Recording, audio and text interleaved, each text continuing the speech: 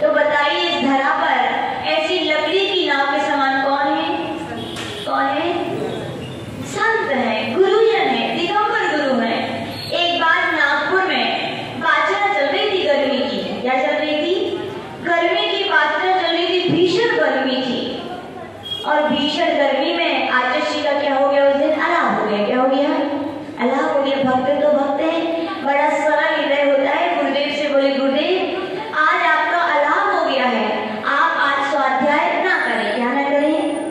स्वाध्याय ना करें तो आचार्य श्री ने बहुत सुंदर आंसर दिए। बोले तुम लोग 2 पैसे कमाने के लिए क्या सुबह से शाम मेहनत करते हो, पसीने को सिर से पैर तक बहाते हो, खून पसीना एक करते हो, तब जाके क्या आते हैं 2-4 रुपए आते हैं। फिर हम तो मोक्ष मार्ग पर बढ़े, किस लिए बढ़े हैं? आत्म गुण रूपी धन को पाने के लिए। बोले हम ऐसे, तुम क्या अपनी भूख प्यास देखते हो क्या? बोले तुम भी अपनी भूख प्यास नहीं देखते उस धन के अर्जन के लिए, तो हम तो साधक हैं, हम तो मोक्ष मार्गी हैं, ऐसी बाधाओं को हम देखते नहीं हैं। और उसी समय उसी दिन क्या हुआ, एक वहीं से एक आदमी निकल रहा था। क्या निकल रहा था? और उसकी टोकरी में क्या थे? क्या थे? संतरे थे। क्या थे? वो बार बार वहीं से निकल रहा था, संतरे संतरे।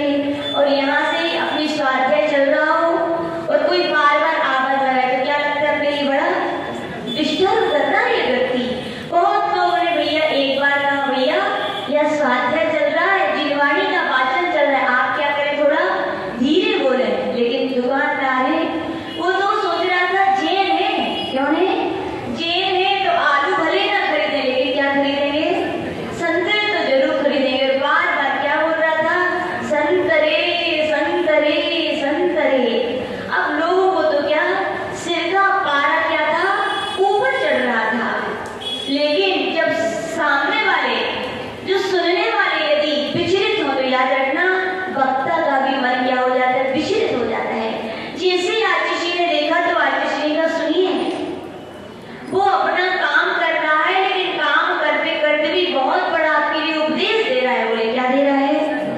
बोले आपके लिए बहुत बड़ा उपदेश दे रहा है। कहा जाता है दुनिया की आचार्य श्री बोलते हैं, कई लोग बोलते हैं माता जी तत्व सुनाइए। क्या सुनाइए? तत्व। तत्व है क्या आखिर में? आचार्य श्री बोलते कण कण में तत्व है कि नहीं? बोलूं 7 तत्वों से अलग कोई विश्व का एक कण नहीं है। जो कुछ है 7 तत्वों में ही समाये थे। जिस किसी की भी भगवान के द्वारा कही हुई व्याख्या की जाती हो क्या है? तत्व ही है। बस अंतर इतना है 7 तत्वों में क्या है, क्या उपाधि, क्या देन है, इसका आपको ज्ञान करना है। ज्ञान तो लेकिन सबको ही करना पड़ेगा। ज्ञान करने के बाद आपको अलग से व्याख्या करनी कि आपकी उपाधि क्या है, ध्येय क्या है। आप बाकी को छोड़ दीजिए लेकिन जानना तो सभी की बड़ा तत्व कण-कण में विराजमान है। आचार्य श्री बोलते हैं जरूरत है तो हमारी ज्ञान की जरूरत है, हमारी समझदारी की जरूरत है कि हम किस वस्तु से क्या शिक्षा ले सकते हैं। बोला है कि नहीं? हर एक वस्तु यहाँ की कण-कण की शिक्षा दे रहा है। हम आपको सुना चुके एक बार कर्नाटक का बिहार चल रहा था और कर्नाटक के बिहार करते करते क्या मिला था रास्ते में? एक झरना मिला था। क्या मिला था? और झरना मिले और उसमें क्या बह रहा हो मेरा भाभी? पानी बह रहा हो। और बहुत सारा पानी हो तो क्या मन करता है? आप थक गए हो और ना भी थके हो तो कहते तो भी मन क्या करेगा? यहाँ अब ठीक है श्रावक है तो कहेंगे गर्मी का मौसम हो तो नहा भी नहीं कहोगे, ठंडी का हो तो वहां बैठने मिल जाए। कैसा लगता है?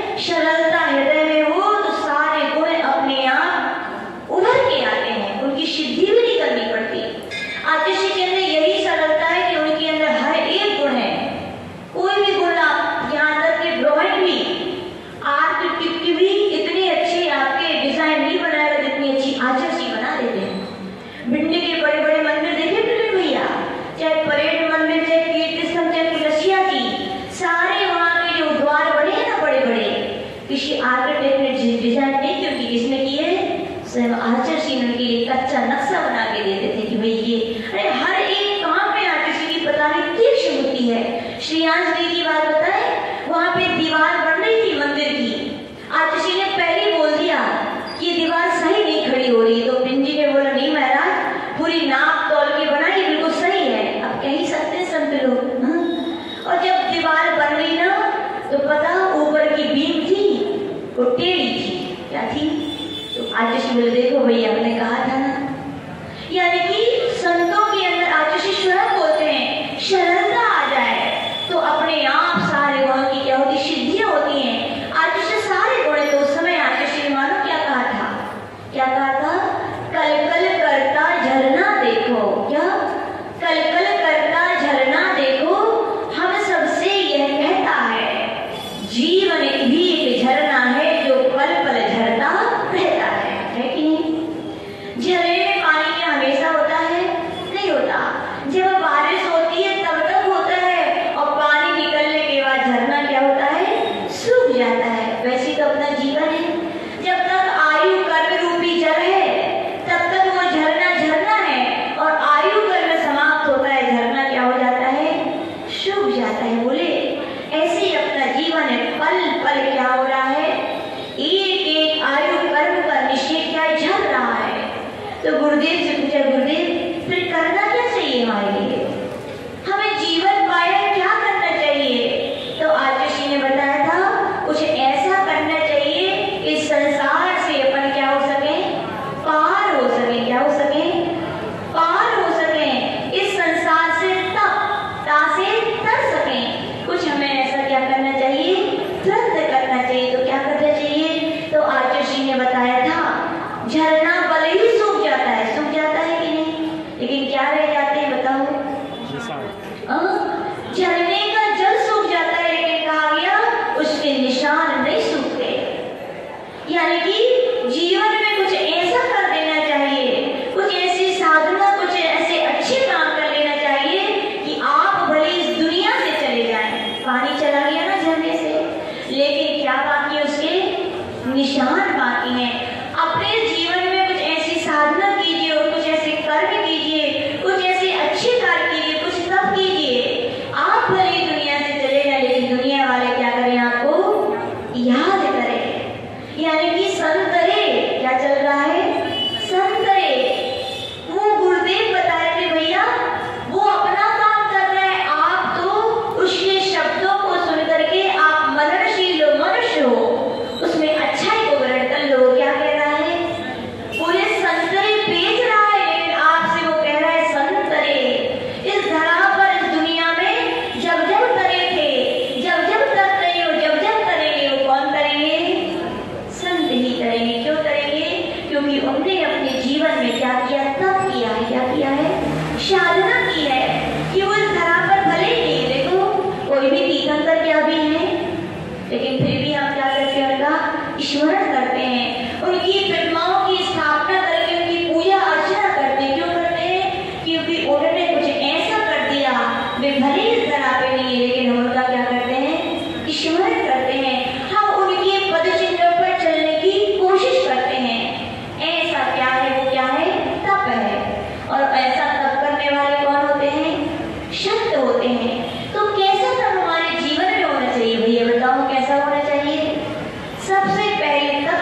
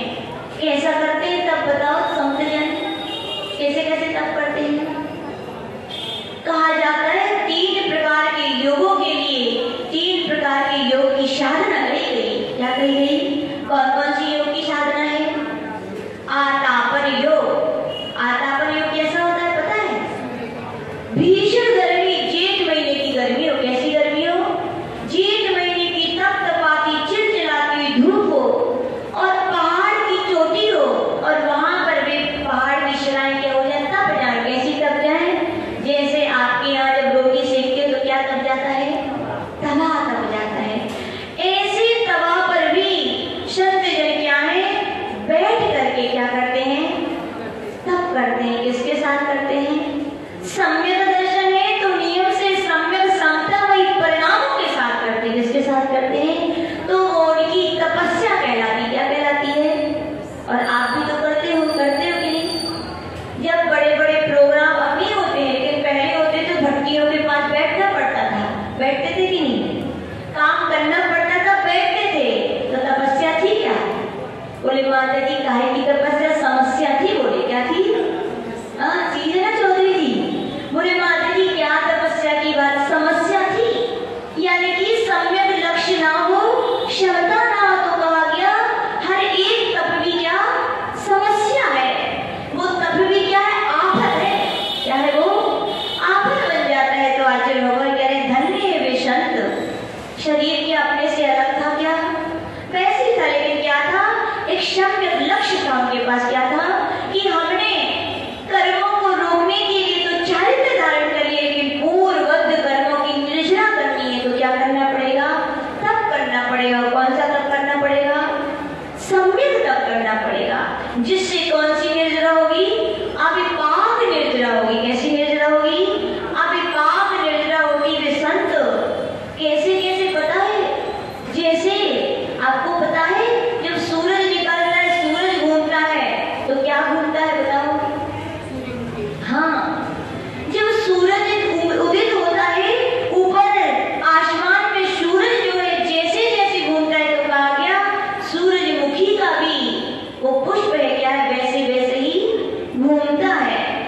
वैसे ही कहा गया जो आत्म पर योग धारण करने वाले संत होते हैं वे भी ऐसे तपस्वी होते हैं, ऐसे कर्मों की क्षय करने की उनकी निर्मल भावना होती है कि जैसे जैसे सूर्य घूमता है उनका चेहरा भी वैसे वैसे क्या घूमता जाता है। और अपन धूप में निकलते हैं तो भी चश्मा चाहिए, पूरा पैक चाहिए, धूप ना लग जाए। हम सोचिए कर्मों की निर्जरा हो पाएगी?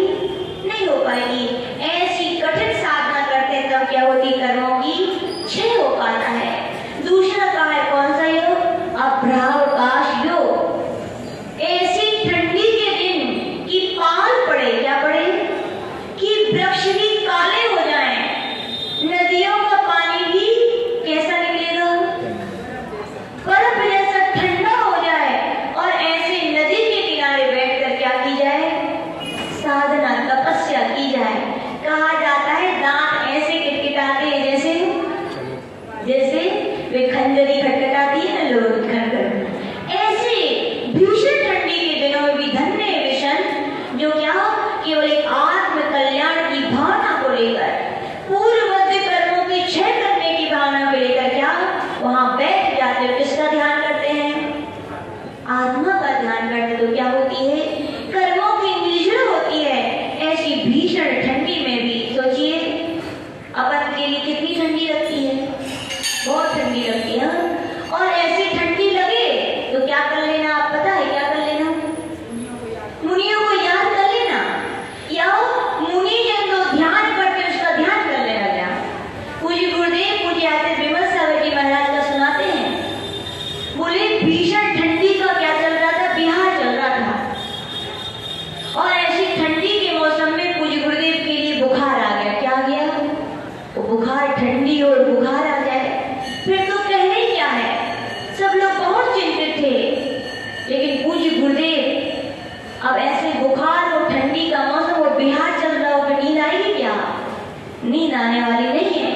आचार्य जी सुनाते हैं पूज्य आचार्य विमल सागर जी महाराज वैसी अवस्था में क्या बैठ गए? किसमें बैठ गए? हीटर रहने के पास नहीं, ना अंगीठी के पास, ध्यान में बैठ गए। किसमें बैठ गए? ध्यान में बैठ गए। और पता नहीं उनकी थोड़ी देर बाद उन्होंने ऐसा ध्यान किया कि पूरे शरीर से पानी की तरह पसीना बहने लगा। क्या बहने लगा? क्या किया बताओ? कौन सा ध्यान किया? अग्नि धारणा का ध्यान किया। किसका किया? अग्नि धारणा का ऐसा ध्यान किया कि भीषण ठंडी में भी पसीना आ गया उनके लिए। संत जन क्या होते हैं? ऐसी ध्यान की जीती जाती क्या होते हैं? मूर्ति होते हैं। जब हुए होंगे अभ्रावकाश योग धारण करने वाले संत, उनको आपने नहीं देखा, लेकिन पूज्य आचार्य विमल सागर जी को तो देखा होगा। इस पंचम काल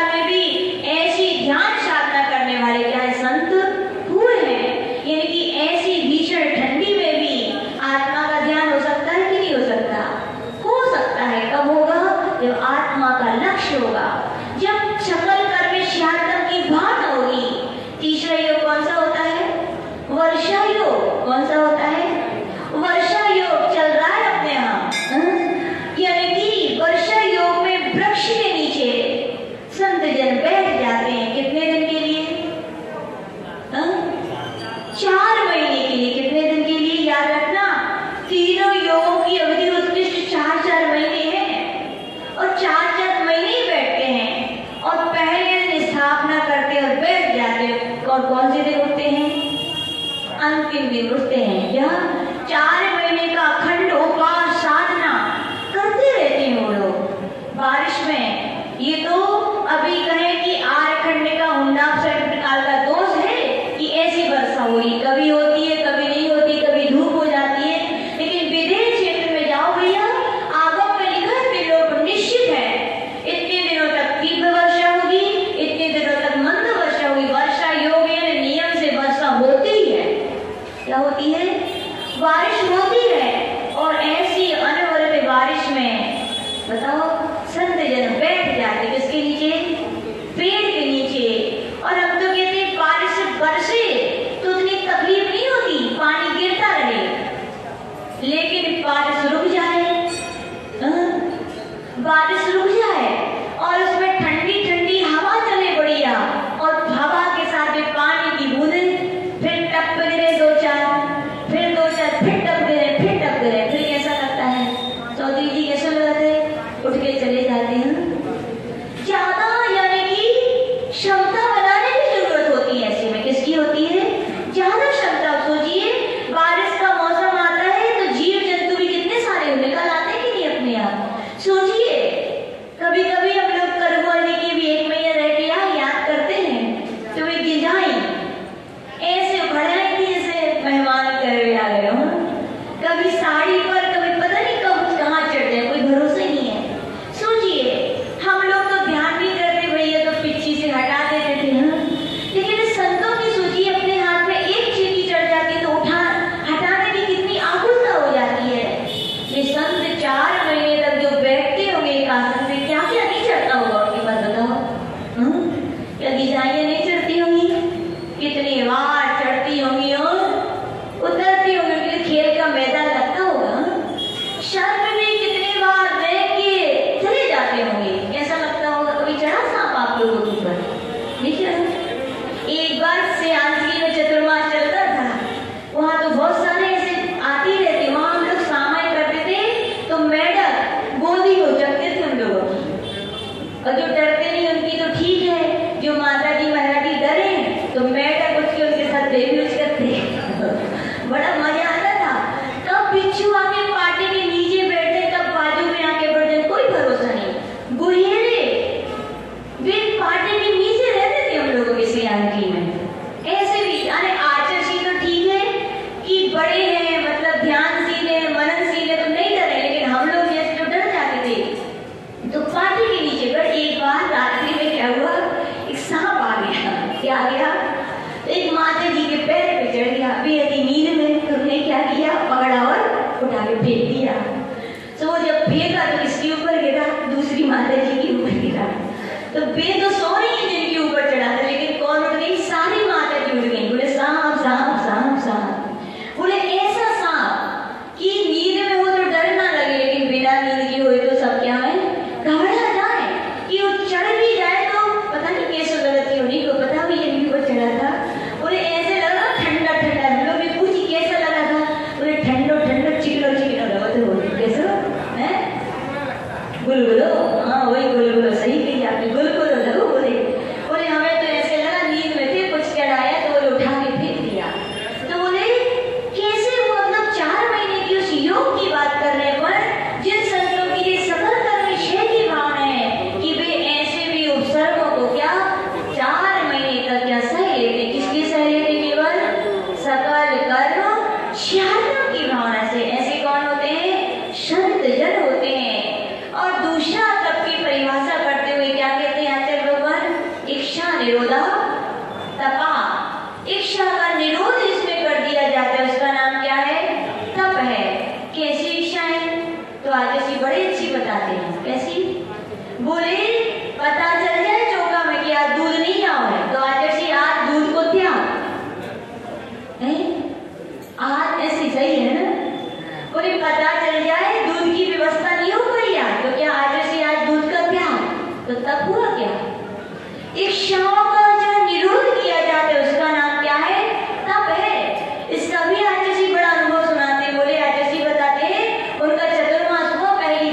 हुआ?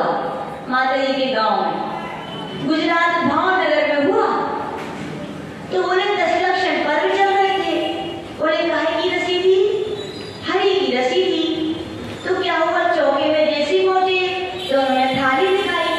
तो आतिशी ने सब हरी क्या, हरी भी हटा दी, सब्जी भी हटा दी। और आतिशी ने कहा, और उसमें क्या बची रह गई है बता, क्या बची रह गई? दाल और ज्यादा से ज्यादा कड़ी बनी हुई है। तो आतिशी ने पूछी, हूँ ये कड़ी? बोले महाराज नींबू की है, नींबू की। तो आतिशी ने उठाओ फिर जल्दी से। बोले हाँ महाराज। बोले कहाँ? बोले मैं हरियाई नहीं है। बोले नींबू की है लेकिन हरी नहीं है। अच्छी। बोले ऐसा कैसे हो सकता है? बोले महाराज बता देगा अभी? बोले बताने तो पड़ेगी, तो लेंगे। बोले महाराज चतुर्भुजी अजमेरा, जो ही नाम है? हाँ जो ही नाम है, चतुर्भुजी अजमेरा है। उनकी श्रीमती ने बताया। बोले महाराज बिल्कुल जी श्रीमान जी है। बोले बिना कड़ी के तो उनके गले से बोले एक गिलास उतरते नहीं है। बोले सब्जी हो तो फिर भी उतर जा रहा है, तो हरी की रसी है। बोले बिना कड़ी के कैसे खाएं? और कौन सी कड़ी चाहिए पड़ा थे? नींबू की। बोले कैसे? बोले हमने लेकिन बिना हरियाई की बना दी था। कैसी? बोले कैसे बनाई? काय को सुखा के। बोले कैसे बनी? सुन रही हो? बोले हमने एक थाली में क्या किया, नींबू का रस लिया और एक कपड़ा लिया। क्या लिया? एक कपड़ा। उसमें क्या कर दिया? नींबू को पहले उसमें मतलब भर दिया कपड़े में, और फिर उसको धूप में रख दिया। तो क्या हुआ? कपड़ा सूख गया। बोले जब ये कहते हैं कि क्या हरी खाने नहीं और क्या खाने? बोले कड़ी खाने। तब हम क्या करते हो, को पानी में ऐसे धो देते। बोले बस कड़ी बना दी। बोले ऐसी कड़ी? बोले आज जी उठाओ को। बोले ऐसी इच्छाएं बनी हुई है। क्या है? तब का नाम है इच्छा।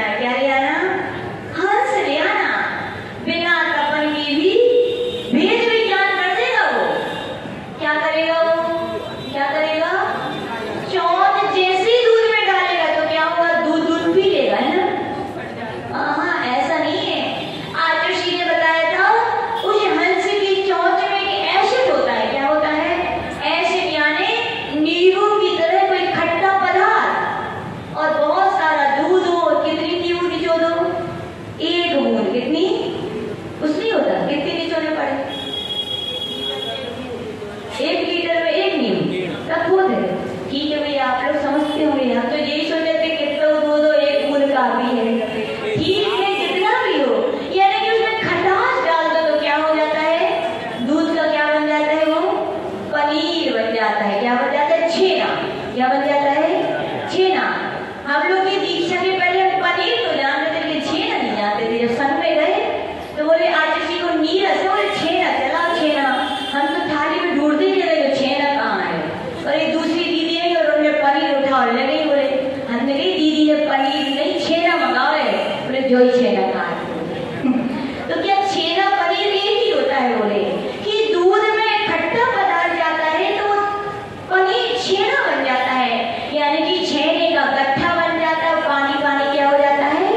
अलग हो जाता है। तो क्या उस छेने को तो हंस क्या है? खा लेता है। क्या रह जाता है? पानी रह जाता है। पर क्या कहते हैं? हंस दूध दूध पी लेता है और पानी पानी छोड़ देता है। तो ऐसा नहीं है। क्या कहता है? वो छेना छेना खाता है, पानी रह जाता है। और आप सभी महिलाएं हैं तो क्या करते हो? उसको तपा देते हो। किसको तपाते हो? किसको तपाते हो? दूध को। दूध ही तपता है, पानी भी तपता है। और याद रखना, बर्तन ना तपे तो दूध तप नहीं सकता। कहा गया ये साधक, ये शरीर में आए, ये कभी नश्वर है, क्षणभंगुर है, आपके कोई काम का नहीं है। लेकिन आत्मा को तपाना है तो क्या करो? शरीर को भी तपा दो। शरीर तपेगा तो तपेगा, लेकिन उसके साथ आत्मा भी तपनी चाहिए। अकेला शरीर तपेगा तो आफत है। क्या है? अकेला शरीर तपा तो आफत है, आफत व्याकुलता है। और उसके साथ ही आत्मा को और लक्ष्य होगा पानी निकालना है तो वो दूध क्या होगा? खत्म हो जाएगा। उसका खत्म हो जाएगा मतलब क्या? उसका पानी भाप बनकर के उड़ जाएगा। क्या रह जाएगा? खोया। और खोए को भी थोड़ा और कर दो तो क्या बन जाएगा? पाउडर। और पाउडर यानी क्या? शुद्ध उसकी अवस्था। किसकी अवस्था? दुग्ध की शुद्ध अवस्था तपाने से और हंस के द्वारा हुई। तो यहाँ भी करेंगे साधक, तुम्हें भी आत्मा से कर्मों को अलग करना है तो भेद विज्ञान तो करना ही पड़ेगा। आत्मा अलग है, शरीर अलग है, ज्ञान भी करना पड़ेगा और आचरण भी करना पड़ेगा। ऐसा ना हो ज्ञान हो जाए और आचरण में बैठो तो उठ के भग गए। नहीं, ज्ञान कहा जाता है आंतरिक होता है। तो कहा गया कितने भी कष्ट आ जाएं, वो फिर ज्ञान और कष्टों में भी स्थिरता प्रदान करता है। क्या करता है कि नहीं करता? देख लो 5 पांडव मुनि महाराज, सुकौशल मुनि महाराज, सुकुमार मुनि महाराज, कष्ट आए कि नहीं आए? शरीर को ही तो कष्ट हुआ, लेकिन बताओ क्या वो उठ के भगे? ऐसे 16 प्रकार के आभूषण गरम गरम करके भी तपाए गया। कौन तपा बताओ? शरीर तपा। लेकिन उन्होंने अपने परिणामों की क्या स्थिरता रखी। फिर क्या हुआ? उस आत्मा में लगे कर्म भी क्या हो गए? तप गए। और तप गए तो आज धूप दशमी है। क्या खेते हो आप? फिर क्या निकल जाती है? धुआं। और धुआं के साथ क्या निकलती है? खुशबू भी तो आती है। क्या आती है? लोगों से यही पूछो धूप क्यों तो क्या सब यही होते धुआं निकलते हैं। ताकि सबको अपने आंखों की बड़ी चिंता होती है। लेकिन याद रखना, धूप गिरने से अकेला धुआं नहीं निकलता, गंध भी निकलती है। कर्मों के लिए तपस्या से शरीर को जलाओगे तो कर्मों का तो धुआं निकलेगा, लेकिन आत्म गुणों की सुगंधी भी आएगी कि नहीं आएगी? नियम से आएगी। तो आचार्य लोगों यही कह रहे हैं। क्या कह रहे हैं? कि जो सम्यक दृष्टि होते हैं उनके द्वारा ही भेद विज्ञान पूर्वक, क्षमता पूर्वक जो तपस्या की जाती है उसका नाम क्या है? उत्तम तप धर्म है। यानी कि आचार्य कुंद देवाश्रम पेठा में लिख रहे हैं उत्तम तप धर्म किसको होता है? तो वहां पे स्पष्ट कहा गया जो साधक ज्ञान और ध्यान के द्वारा कषायों को और पंचेंद्रिय विषयों का निग्रह करके अपना उपयोग आत्मा में लगाते हैं, उनके लिए क्या होता है? उत्तम तप होता है। पंचेंद्रियों का निग्रह यानी क्या? शरीर की तपस्या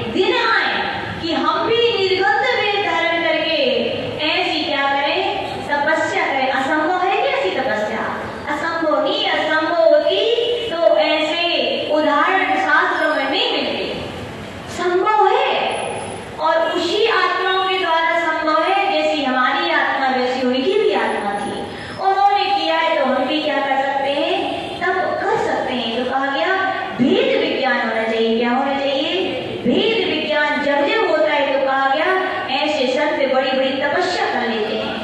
हमारे पूज्य गुरुनाथ गुरुदेव आचार्य श्री सन्मति सागर जी महाराज जी को देखा कि नहीं देखा? देखा कि नहीं प्रवीण भैया? कैसे लगते हैं? दुबले पतले तो थे, हम तो स्वभाव की कह रहे हैं। लोग कहते थे माता जी जो जो तपस्या करते हैं वे बिल्कुल सूर्य के समान होते हैं। सूर्य के पास कोई जा सकता है?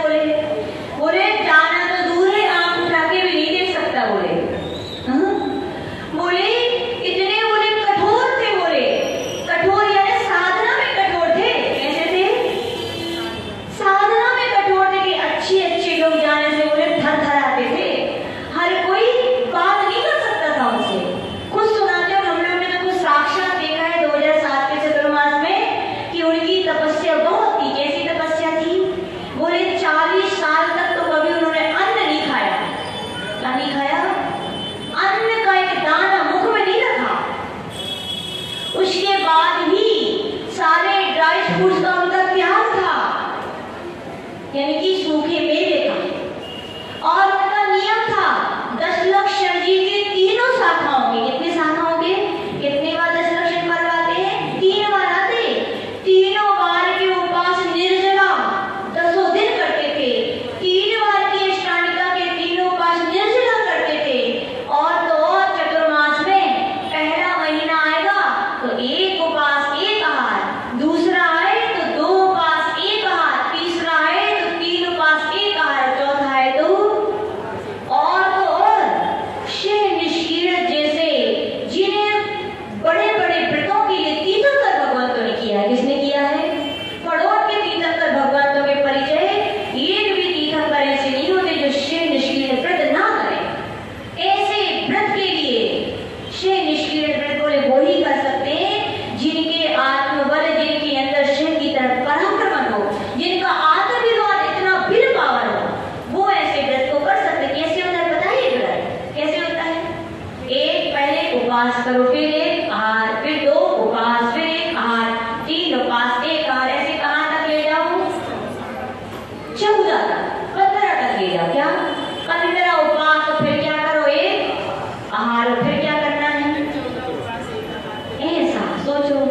एक ही आसन करके भी बोले माता जी 10 लक्षण चल रहे हैं। बोले हम तो 2 दिन ले लेते हैं और जिस दिन एक बार खाते तो काजू किशमिश तो नहीं घरे। बोले सोचिए, आचार्य सुनाते हैं बोले कि जब उनकी पारणा हुई 14वें उपास की, तो पारणा के बाद कितना किया होगा बताओ आहार में?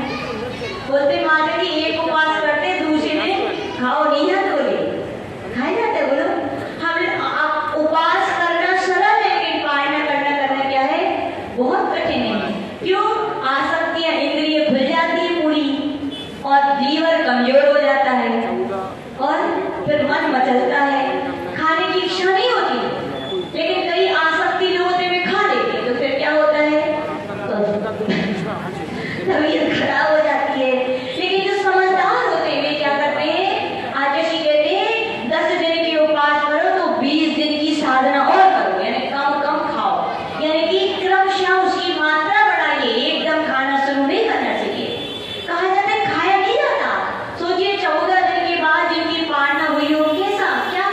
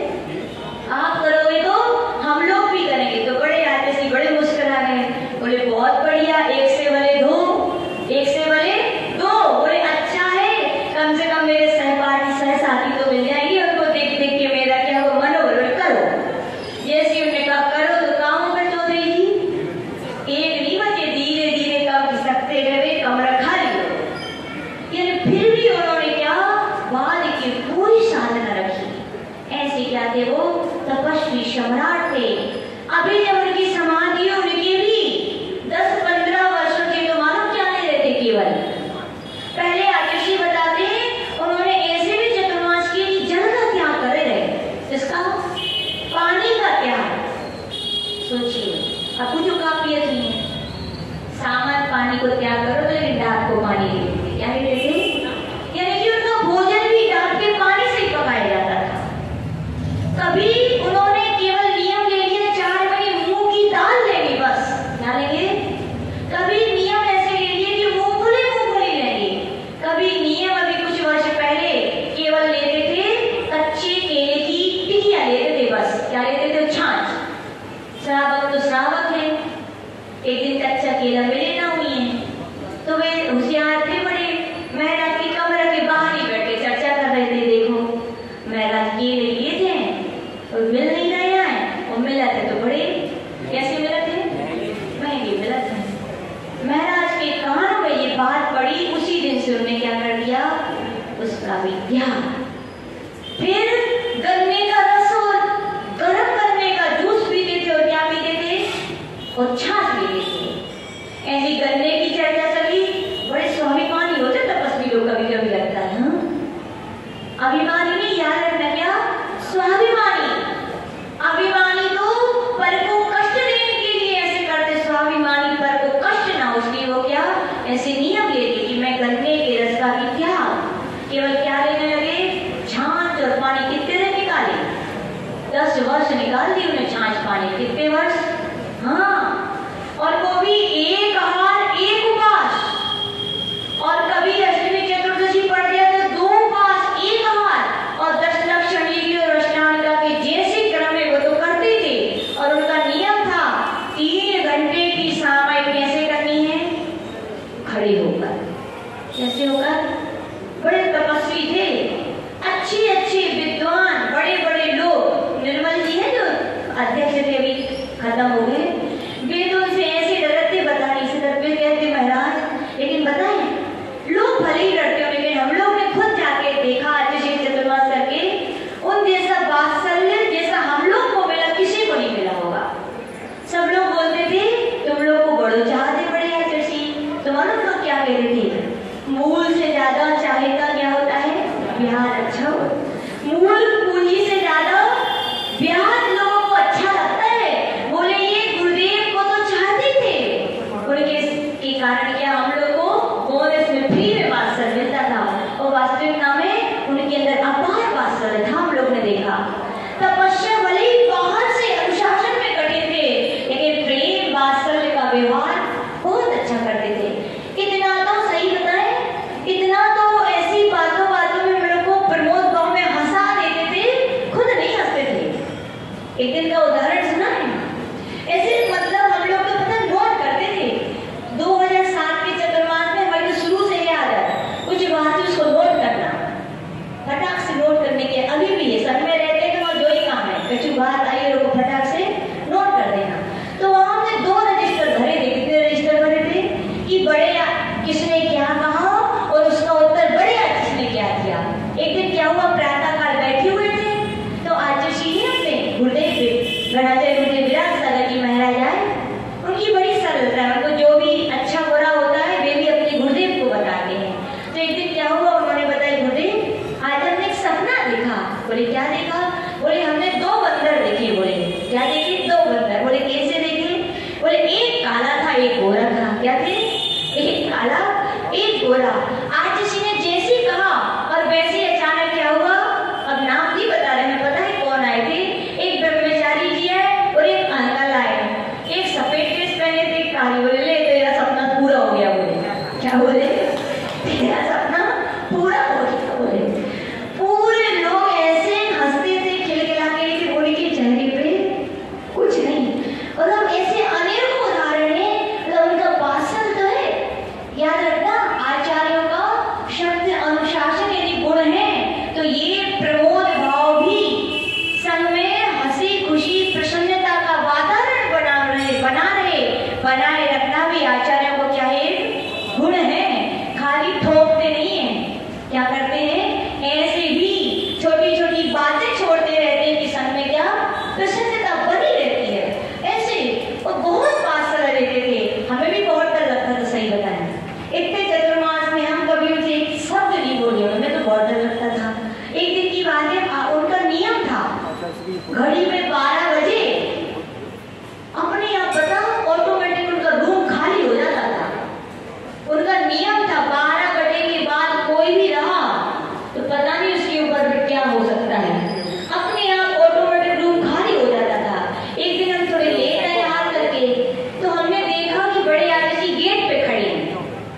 उनके कमरे में वो रहते थे और चहकता रहता था, सामाज के समय वो पेट बंद हो जाता था। हमने जैसे ही देखा कि बड़े आचार्य खड़े हैं, और कैसे खड़े हैं, बिल्कुल गेट बंद करने की उसमें खड़े हैं। अब हम 10 कदम ही थोड़े आगे थे, मतलब सामने थे। अब हम मन में डर भी लगे, जाए कि नहीं जाने। अब ये लगे जाते तो ऐसा ना हो कि भाई पूजा पाठ हो जाए, कैसे यार 12 बज गए। और ये भी लगा इतने बड़े आचार्य सामने खड़े हैं और बदना जाए तो अभिनय भी है, हमें ये क्या करें। तभी चलो जो होगा सो देखी जाएगी। और हम गए बड़ा साहस करके, और हमने क्या किया, नमोस्तु किया। और बड़े राजसी ने पिछी उठाई मेरे सिर पे 3-4 बार पट पट ठोकी। हम तो मजा आ गया। हमने क्या कहा, हम तो पैसे आशीर्वाद देने जाते तो मिलने वाला नहीं था, लेकिन ऐसे सहजता में किया, उनका अपार वात्सल्य मिला हम लोग को, सही बताए। पर और राजसी इस बात से और खुश होते थे। और राजसी की जो माँ थी ना, चुल्ली का विशांत श्री माता जी, उनसे तो इतने खुश होते थे बता नहीं सकते।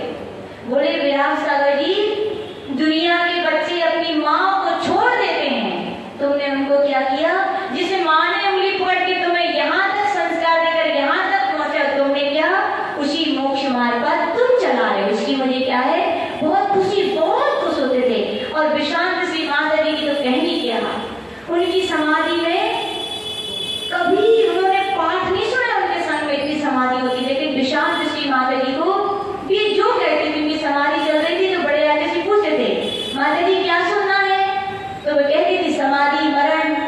कौन सा, बोले गढ़ो, पूरा बड़ा समाधि मरण बड़े राजा से सुना है। बोले और क्या सुनना है, बोले 12 भावना। बोले कौन सी, बोले बड़ी, पूरी 12 भावना बड़ी। इतनी सरलता बताओ। लोग कहते हैं बड़े तपस्वी थे, कठिन थे, उनकी सरलता देख के नहीं लगता था कि। और तो और एक बात, सब समाधि सलेट चल रही थी, उनके चेहरे पे मक्खी आ गई। यद्यपि बड़ी माँ की लोग बैठी थी, लेकिन उनका नजर नहीं गई। उन्होंने अपनी पिछी उठाई और क्या हवा करने लगे। सोचिए, कहा जाता है जितने बड़े लोग होते हैं व्यक्ति उतने क्या होते हैं, सरल होते हैं, उनके उदारता होती है कि उन्हें ये नहीं देखा कि माता जी हैं, उनने तो क्या अपना कर्तव्य पिछी से हवा करने लगे। अब बताओ, तपस्वी लोग बोलते जो जितना तपस्वी होता है वो इतने क्या करते हैं, चिपचिप करते हैं। बच्चे लोग यही बोलते हैं, वो दादी घर में जिस दिन उपवास करे उस दिन उतने क्या करे, वो उतने ही गुस्सा होती, उतने ही चिपचिप। बोले क्यों, तपस्वी है तो तपस्या का क्या प्रभाव दिखाते हैं। तो जरूरी है कि तपस्या हो तो चिड़चिड़ बना हो, नहीं, याद रखना। हाँ, उसी क्रोध को जीतने के लिए ये तो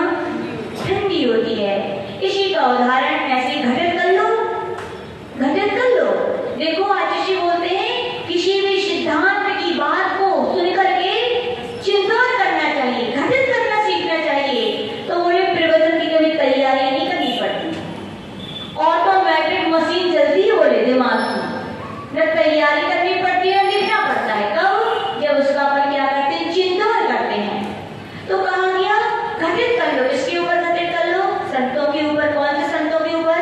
जो तपस्या कर रहे हैं। सूर्य की किरणें जितनी दूर थी तो क्या थी? गर्मी थी।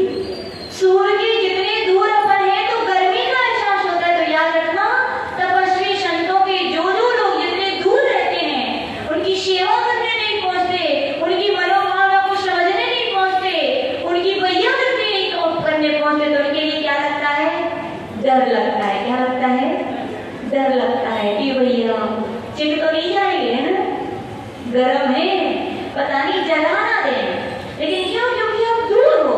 लेकिन जो श्रावक, जो भक्त कहाँ रहते हैं? चरणों के पास में रहते हैं, उनके चरणों में रहते हैं। उनके लिए क्या बरसता है? शीतलता बरसती है, वात्सल्य बरसता है, प्रेम बरसता है। इसलिए भैया ध्यान रखना, साधु संतों के दूर रहना चाहिए कि पास रहना चाहिए?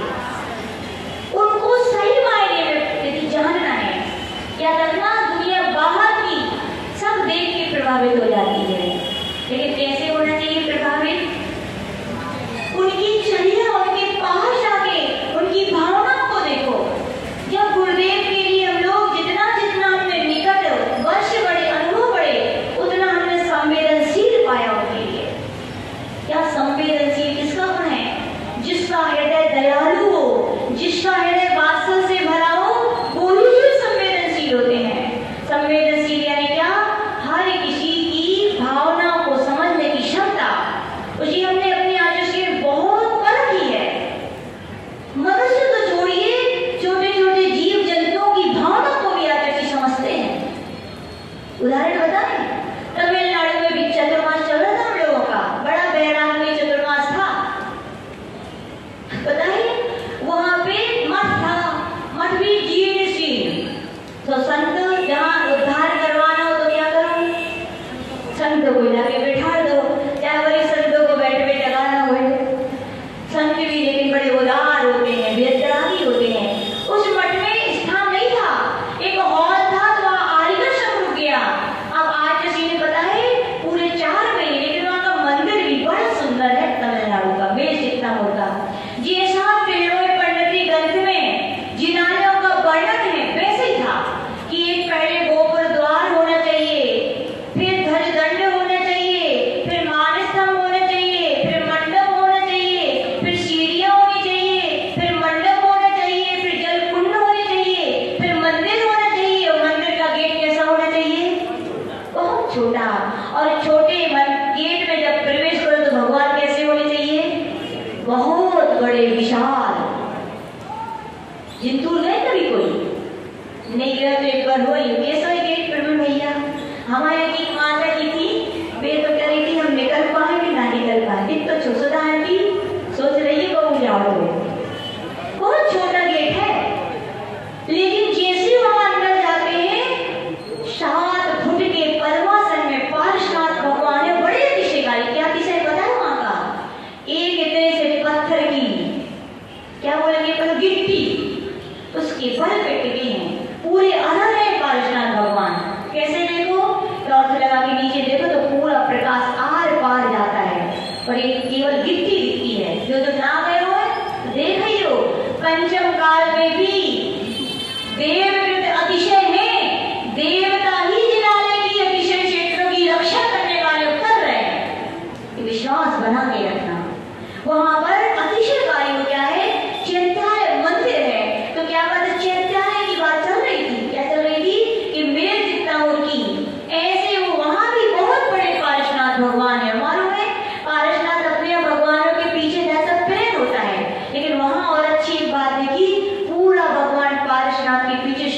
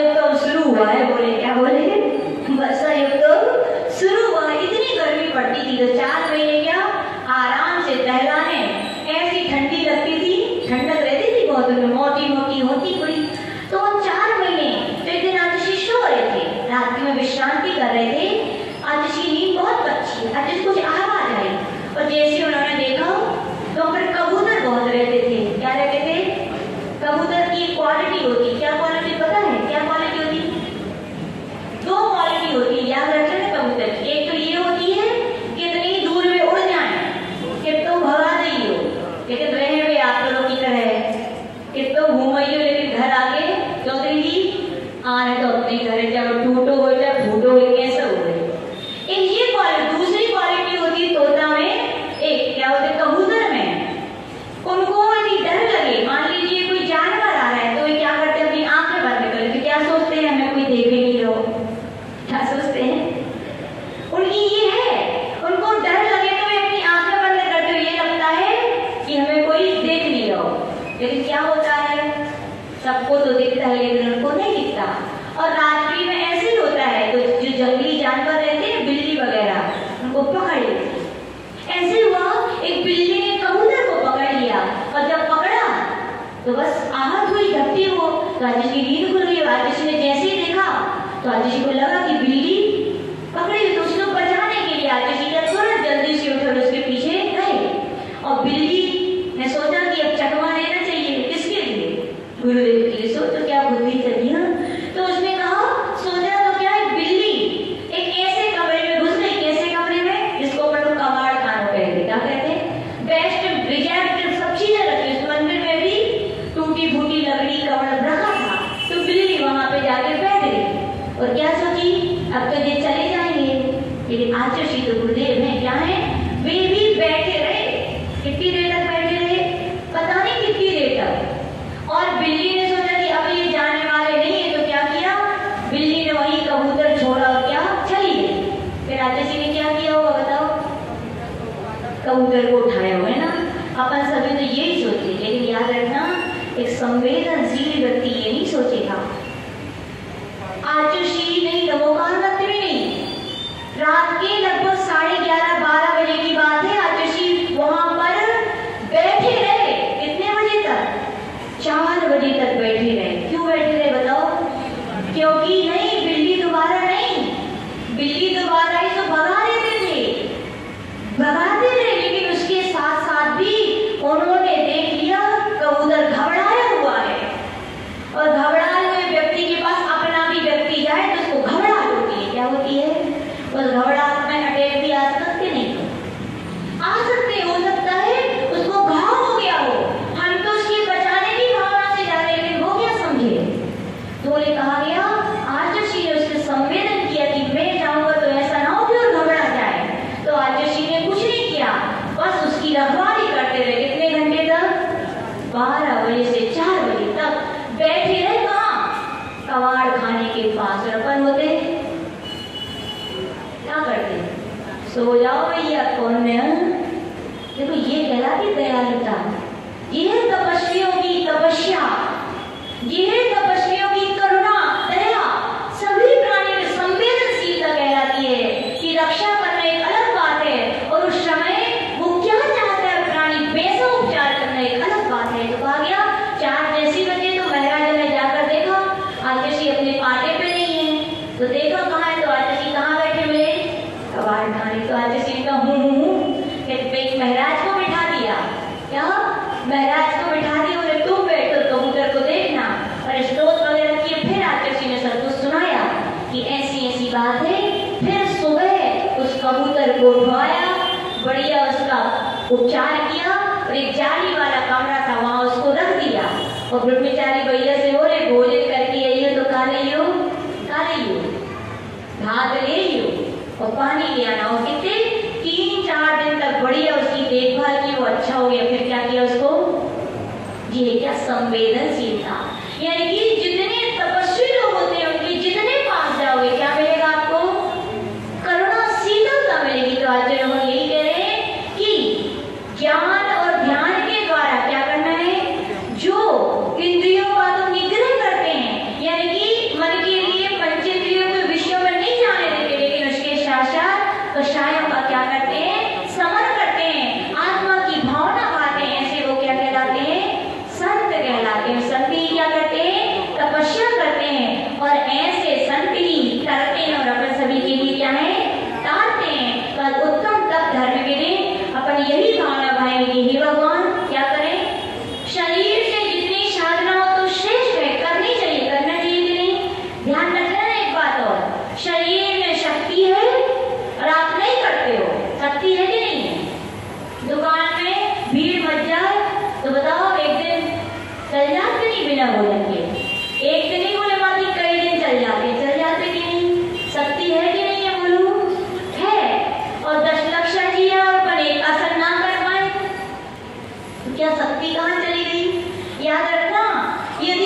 शक्ति अभी भी है। और आगम सिद्धांत कह रहे शक्ति होते हुए भी जो जीव तपस्या नहीं करता है, अंतराय कर्म बंध पड़ेगा। क्या पड़ेगा?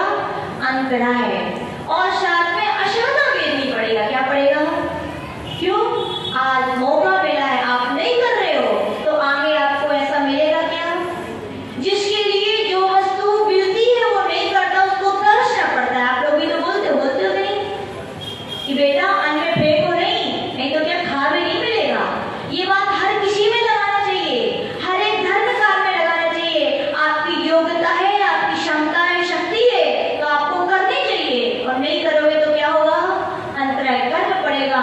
आप चाहोगे तो भी फिर कर नहीं पाओगे। और धर्म नहीं करोगे तो असाधा वेदी तो बैठे ही है कि हम तो दुख के रूप में क्या होंगे? फलीभूत होंगे। तो पुरुष वर्ग सुन लेना, पुरुष वर्ग यही कहते ये काम क्या है, किसके हैं? व्रत करे तो कौन करे? महिलाएं तपस्या करे तो कौन करे? आप रिजर्वेशन सीट बुक करवा के आए हो का? रिजर्वेशन सीट बुक है क्या आप लोगों की? ऐसा नहीं है भैया, आप तो और पुण्य समझो अपना। स्त्रियां कहें या हम जैसी आलिंगन माताएं तपस्या इसलिए कर रहे हैं, स्त्री पर्याय का छेद हो, पुरुष पर्याय मिले। और आपके लिए तो क्या है? मिल रही भैया। पुण्य समझो, बहुत बड़ा अनंत जन्मों का पुण्य समझो। और ऐसा कुल मिल गया, धर्म मिल गया, उपदेश मिल गया और शरीर की क्षमता भी है। और फिर भी इस अभिमान में ना करोगे हम तो पुरुष हैं तो क्या करोगे? आपके लिए आगे ऐसे मौका मिलने वाले नहीं है। तो आज भगवान कह रहे क्षमता है, शक्ति है तो किसी दूसरे को रोकना भी नहीं चाहिए। अरे नहीं करो, चक्कर आएंगे। तुम्हें क्या पता है? ऐसो होता है। अच्छा तुम्हें पता है ना? किसी की वीर यानी शक्ति यानी उत्साह में कोई करता है तो क्या रोकना भी नहीं चाहिए। और स्वयं शक्ति है तो रोकना भी नहीं चाहिए। यही उत्तम तप धर्म कहता है कि ऐसे तप करने वाले जब संत कर गए तो क्या अपन नहीं करेंगे? अपन भी अवश्य करेंगे। तो इस प्रकार का अपन तप धर्म की आराधना करें। इसी भावना के साथ जय बोले पर